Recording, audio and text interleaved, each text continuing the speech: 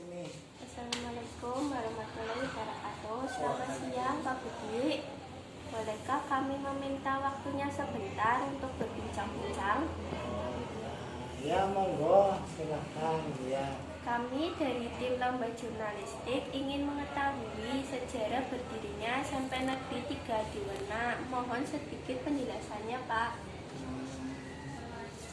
Kalau SMP 3 di Wena itu berdiri tahun 1984 ya. Ya. Atau kalau lengkapnya saya nggak begitu hafal ya Mbak ya. Ya, jadi dulu berdiri kepala sekolah pertamanya adalah Bapak Ngadimin yang sehari-hari dia kepala SMP 1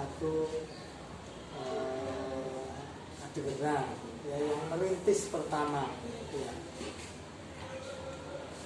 Pak, kalau boleh tahu sejak kapan Bapak menjabat sebagai kepala sekolah di SMP Negeri 3 di Wena? Nah, saya di SMP 3 di Wena itu terhitung tanggal 15 Agustus 2014. Jadi sudah cukup lama, ini sudah hampir 7 tahun di sini. Ya. Apakah Bapak menikmati pekerjaan Bapak selama menjadi kepala sekolah? Ya, alhamdulillah. Saya masuk ke sini banyak banyak tantangan yang kami hadapi. Ya, jadi kita bisa ketika kami masuk, memang SMP 3 di Wena itu termasuk ya boleh dikatakan sekolah agak pinggir ya, agak pinggir dengan prestasi yang cukup jauh di bawah. Namun dengan kerja keras ya prestasi itu bisa dikejar dari tahun ke tahun. Itu alhamdulillah dalam tempo sekitar 3 tahun ya atau 4 tahun kita bisa berhasil masuk 3 besar Kabupaten Tegal ya. Dari ketika awal itu peringkat 27 itu. Kemudian juga secara fisik itu pernah kami SMP 3 itu kenapa tidak disukai masyarakat pada waktu itu.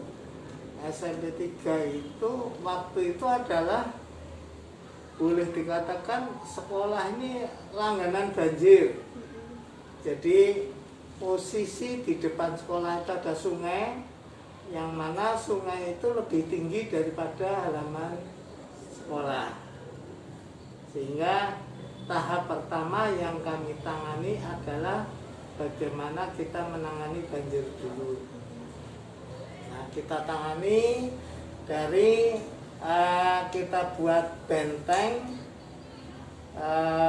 sehingga air sungai itu tidak bisa masuk ke SMP 3. Itu yang pertama. Yang kedua, kami menjalin kerjasama dengan Dinas Lingkungan Hidup. Kami mengajukan sumur resapan ya, karena ketika hujan tiba, air yang ada di dalam sekolah nggak bisa keluar. Nah, sehingga karena sekolahnya termasuk rendah, maka dibuatlah sumur resapan. Di SMP 3 ini ada 9 titik sumur resapan ya, dan alhamdulillah dengan sumur resapan itu bisa teratasi.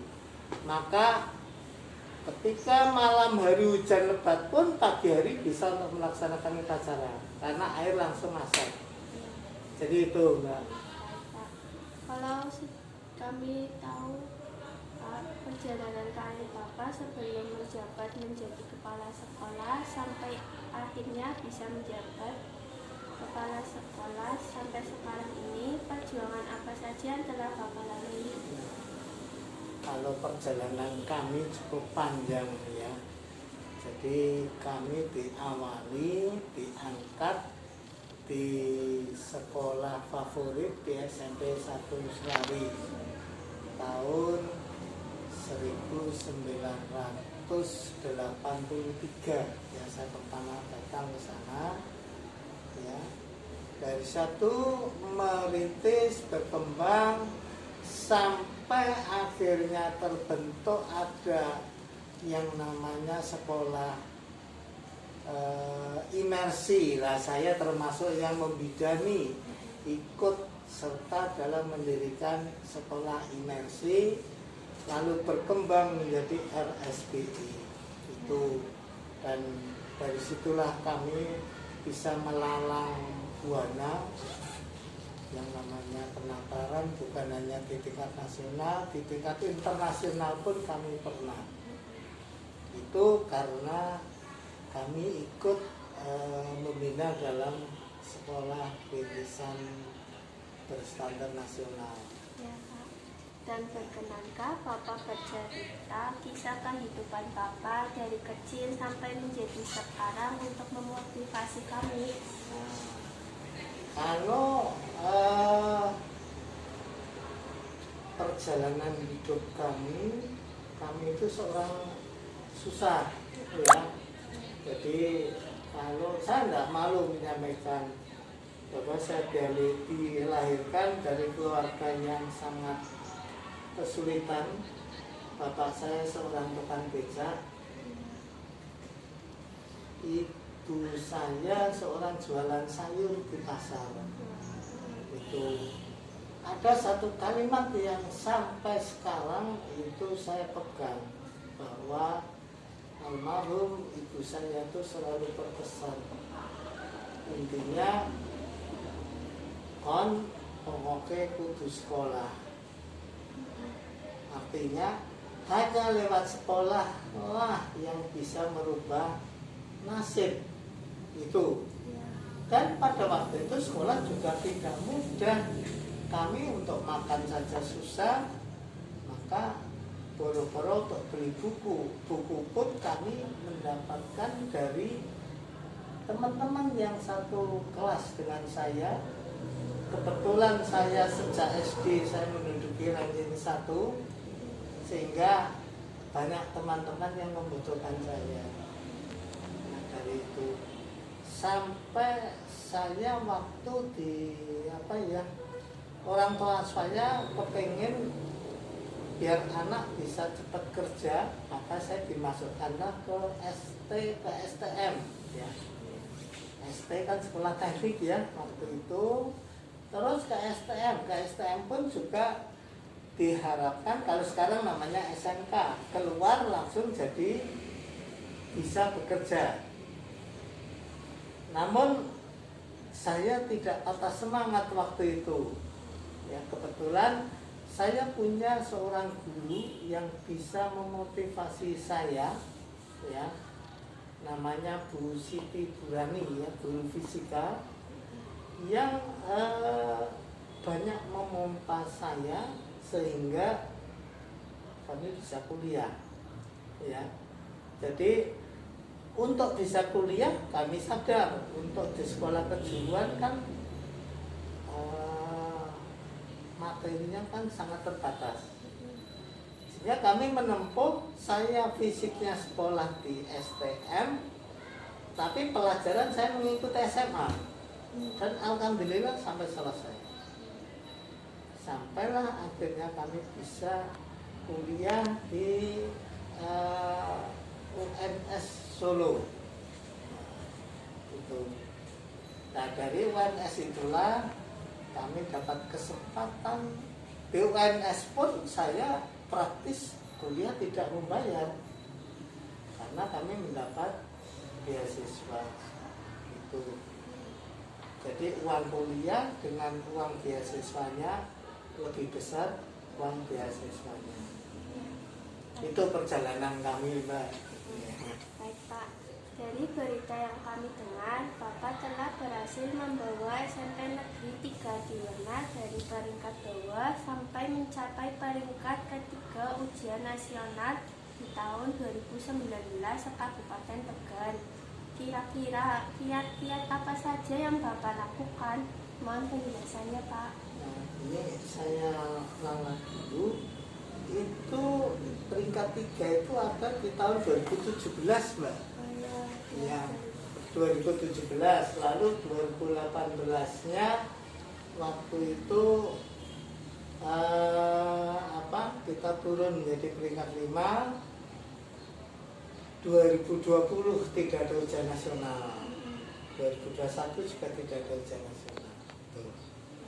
Nah, yang kami kiatnya sederhana, ya. Jadi kita memberdayakan kepada guru-guru dan memotivasi anak-anak bahwa konsep hidup saya terapkan pada anak-anak, bahwa yang bisa merubah nasib hanya lewat pendidikan itu. Dan ternyata saya bukan ngeyoworo, saya ngalami bahwa beasiswa dulu itu susah kita untuk mendapatkan, kalau sekarang mudah ya. Jadi salah besar kalau anak atau orang kok tidak sekolah karena tidak ada biaya, itu salah besar. Karena apa? Pemerintah memberikan fasilitas ya. Jadi itu, Mbak. Langkah apa saja yang akan Bapak lakukan agar sekolah kita bisa selalu menjadi sekolah yang lebih maju di dunia pendidikan dan di mata masyarakat sekitar?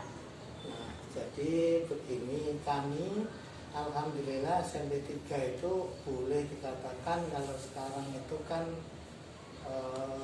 kita sudah mendapat nama ya, nama di masyarakat. Maka kita merawat, tetap menjaga ya, dengan kita pendidikan karakter kita terapkan, lalu fasilitas kita tingkatkan.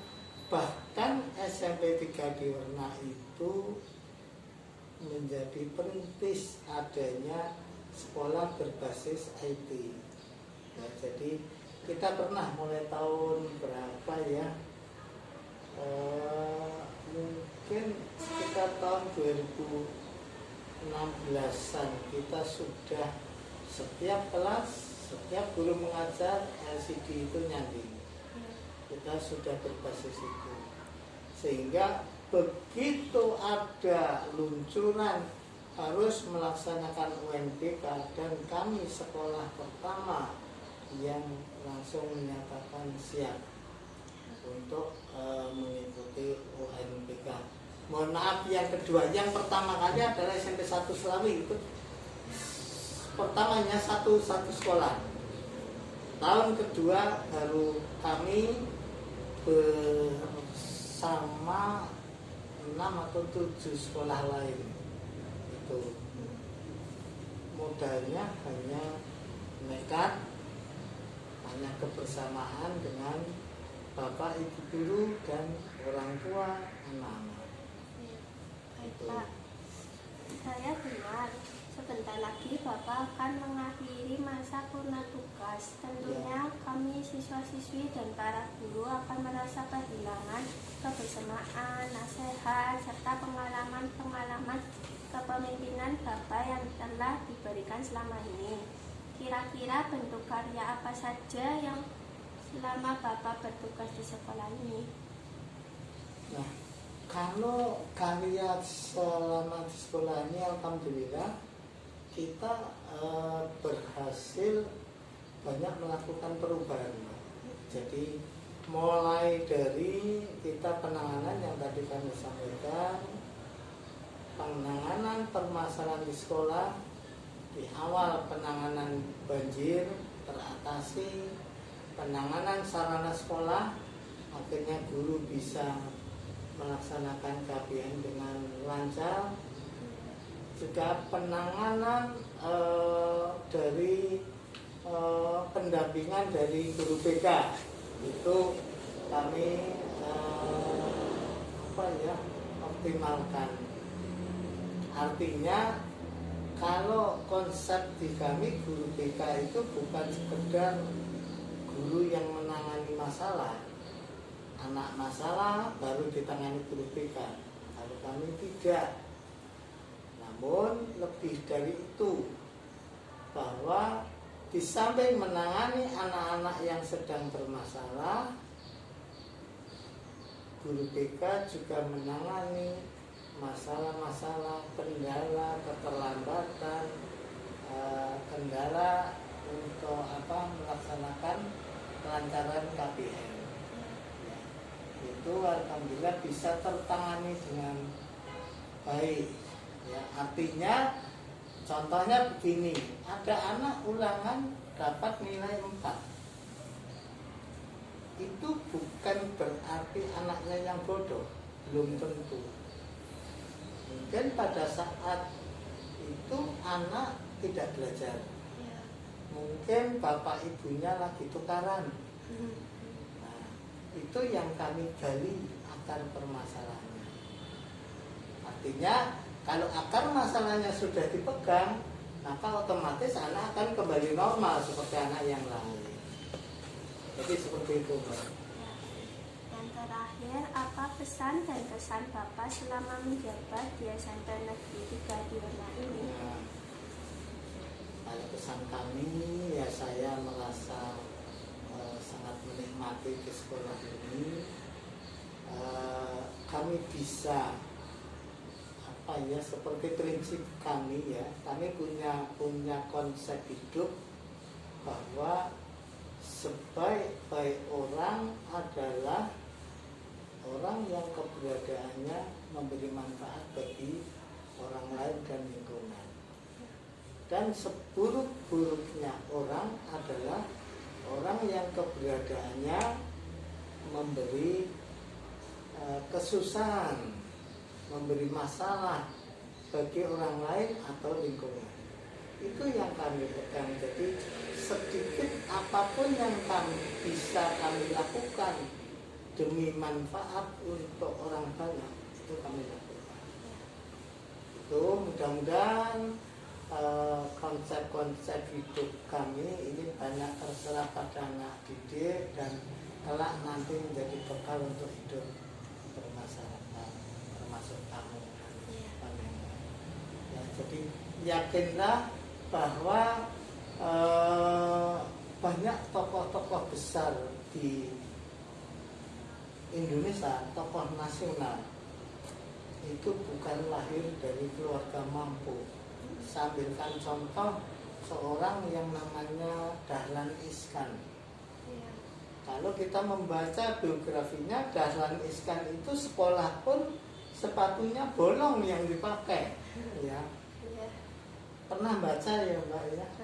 Itu ternyata menjadi orang yang sukses. Yang kedua adalah orang yang sangat sukses, yaitu Khairul Tanjung, yang menjadi bos besar dari Trans Studio, Trans Mall. Itu punya Trans se-Indonesia, ya. Itu juga berangkat dari bawah. Dia terkenal anak singkong. Ya itulah yang namanya Khairul Tanjung. Jadi sebenarnya kalau kita mau berbuat, maka Allah akan memberikan jalan.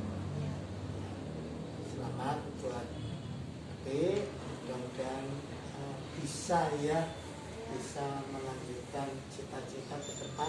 Kita tidak tahu, kamu cita-citanya ingin jadi apa? Cita-cita